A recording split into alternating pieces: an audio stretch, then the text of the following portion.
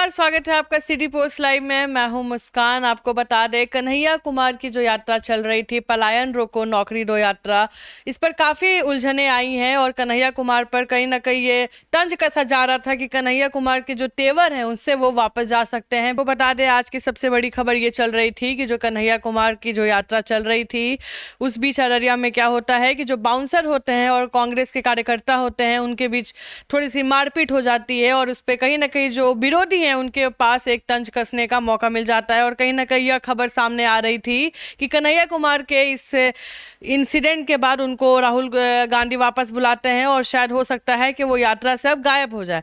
लेकिन city post सुबह भी इस खबर पर बिल्कुल मोहर नहीं लगा रहा था, बोल रहा था कि ये बिल्कुल गलत खबर है और हमने आपको बिल्कुल क्लियर किया था। लेकिन अभी जो तस्वीर आ रही है सामने वो बिल्कुल ही विपरीत है। इस पर बातचीत करने के लिए हमारे साथ है वरिष्ठ पत्रकार दीपक शर्मा। सर, क्यों अलग है अभी की कहानी? देखिए, कन्हैया कुमार ने एक ट्वीट किया है 18 मिनट पहले। जब हम लोग यह बातचीत कर रहे हैं, इसके ठीक 18 मिनट पहले कन्हैया कुमार ने एक ट्वीट किया है और इस एक ट्वीट से अपने विरोधियों को चुप कर दिया है। एक ट्वीट से कैसे चुप कर दिया है? तो कन्हैया कुमार के विरोधी लगातार यह कह रहे थे कि कन्हैया कुमार के बाउंसर और कार्यकर्ताओं, कांग्रेस कार्यकर्ताओं में जो मारपीट हुई है अररिया में, उस घटना से राहुल गांधी बेहद नाराज हैं, कांग्रेस नेतृत्व बेहद नाराज है। और इसके बाद राहुल गांधी ने फोन किया है कन्हैया कुमार को और हो सकता है कि कन्हैया कुमार को अब नौकरी दो पलायन रोको यात्रा से हटा लिया जाए। लेकिन उस वक्त भी हमने कहा था कि इस बात में दम नहीं है। लेकिन दिक्कत क्या हो रही थी कि कन्हैया कुमार के विरोधी लगातार यह खबर फैला रहे थे सोशल मीडिया में और कन्हैया कुमार के समर्थक चुप थे, कन्हैया कुमार भी चुप थे। अभी 18 मिनट पहले कन्हैया कुमार ने माइक्रो ब्लॉगिंग साइट एक्स पर अपने विरोधियों को करारा जवाब दे दिया है 4 लाइनों के ट्वीट से। क्या जवाब क्या दिया है? उन्होंने लिखा कि किशनगंज से जो यात्रा शुरू होगी, नौकरी दो पलायन रोको, जो यात्रा आगे बढ़ेगी, शुरू तो भितिहरवा से हुई पश्चिमी चंपारण के, तो किशनगंज से जो यात्रा आगे बढ़ेगी उस यात्रा में मैं शामिल होऊंगा और उसी जोश, उसी खरोश, उसी ऊर्जा से कन्हैया कुमार शामिल होगा जिस ऊर्जा से यात्रा पश्चिमी चंपारण के भितिहरवा से बापू के सत्याग्रह की धरती से निकली थी। तो राहुल गांधी, जहां सुनने में आया था कि राहुल गांधी गुस्से में बुलाए हैं कन्हैया को दिल्ली, तो फिर मतलब क्या हुआ? दिल्ली बुला के वापस से एक यात्रा में वापस कंटिन्यू करने का क्या मतलब? बड़ी खबर यही तो है कि यही तो जोश, जो हम नया जोश दिख रहा है ना कन्हैया में राहुल गांधी से मुलाकात के बाद, इसलिए जोश दिख रहा है क्योंकि कन्हैया विरोधियों को लग रहा था कि मारपीट हुई है और मारपीट का फीडबैक हम लोगों ने कांग्रेस नेतृत्व को दिल्ली भेज दिया है। अब कन्हैया कुमार साइडलाइन किए जा सकते हैं। हो रहा है उल्टा। कन्हैया कुमार की पीठ ठोकी राहुल गांधी ने और कहा वेल डन कन्हैया।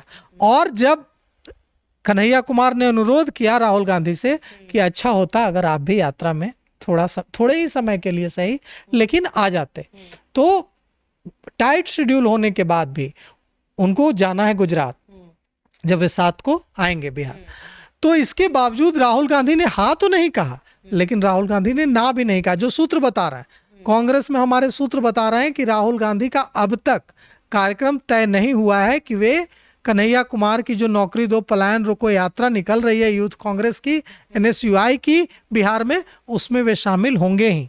लेकिन कन्हैया कुमार के समर्थक, कन्हैया कुमार के लोग, चूंकि कन्हैया कुमार बेगूसराय से आते हैं बिहार के, तो बेगूसराय में पूरी तैयारी कर रखी है कि थोड़े समय के लिए ही सही अगर राहुल गांधी यहाँ आते हैं तो उनका भव्य स्वागत बेगूसराय में किया जाएगा। सर, सवाल यह उठ रहा है कि अगर कन्हैया कुमार को उनको बेल्डन ही बोलना था तो फोन पे बोल सकते हैं।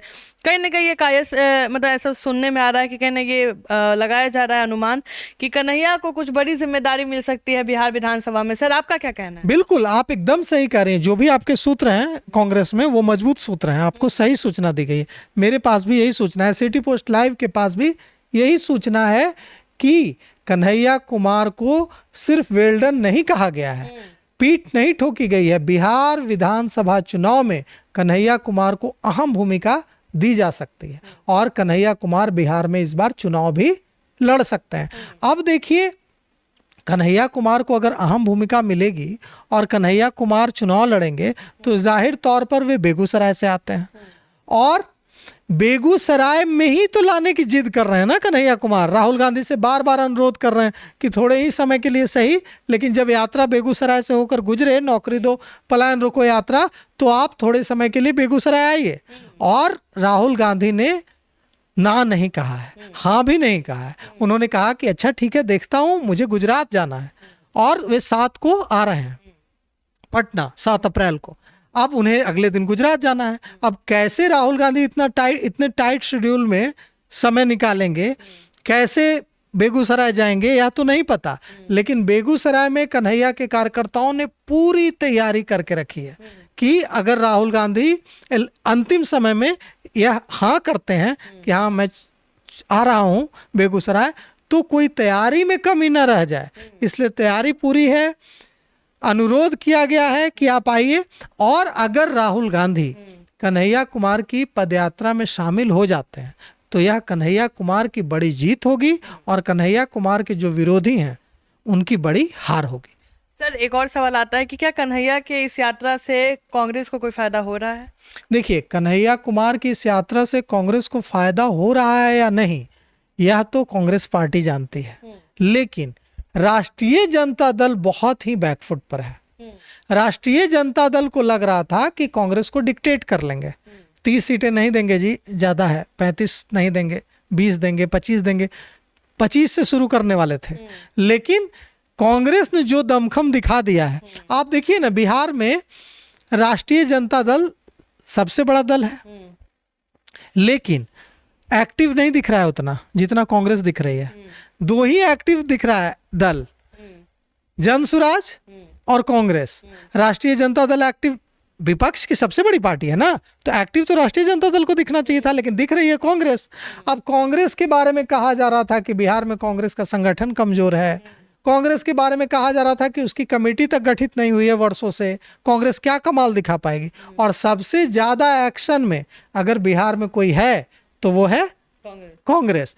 अब राष्ट्रीय जनता दल बैकफुट पर है। राष्ट्रीय जनता दल को लग रहा है कि अरे क्या हो रहा है भाई, एक तरफा इन लोगों ने मीटिंग कर ली, राहुल गांधी, मल्लिकार्जुन खड़गे, कृष्णा अल्लावरू, राजेश कुमार। राजद के लिए भी तो अच्छा है, सीएम तो तेजस्वी यादव ही ना बनेंगे। कहाँ मान रहे हैं मुस्कान जी, यही तो पेच है ना कि अगर कांग्रेस ने जो मीटिंग की, राहुल गांधी, मल्लिकार्जुन खड़गे, कृष्णा अल्लावरू, नए अध्यक्ष राजेश कुमार, अखिलेश प्रसाद सिंह पुराने अध्यक्ष, सारे लोग जब बैठे वहाँ, सारे विधायक बैठे, 17 विधायक, तो उसमें अगर यह ऐलान हो जाता कि हम राष्ट्रीय जनता दल के साथ चुनाव लड़ेंगे और तेजस्वी यादव हमारे सीएम कैंडिडेट होंगे महागठबंधन के, तो बात वहीं पर खत्म हो जाती।